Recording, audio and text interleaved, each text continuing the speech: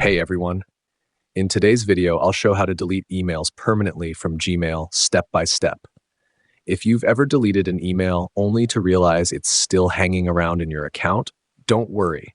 I'll guide you through the process to ensure your emails are gone for good. But before we dive in, make sure to subscribe to the channel for more useful tech tips. All right, let's get started. Step 1. First, log into your Gmail account and open your inbox. Now find the email you want to delete. Click on the trash bin icon or right-click the email and select Delete.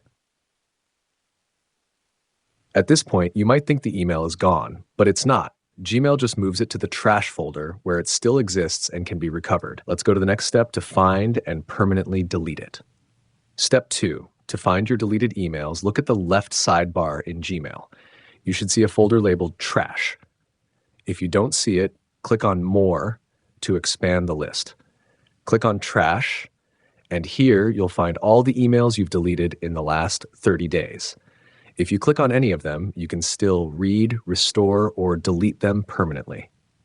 Step 3, to remove just one email forever, find the email and click on the Delete Forever option. Once deleted, this email cannot be recovered, so be absolutely sure before clicking that button. Step 4. If you want to permanently delete everything in your trash, go to the top of the page and click on Empty Trash Now.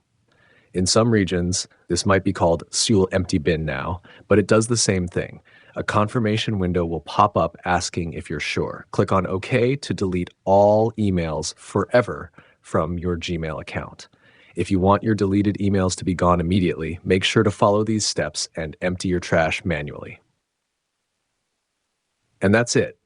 You've now learned how to delete emails permanently from Gmail.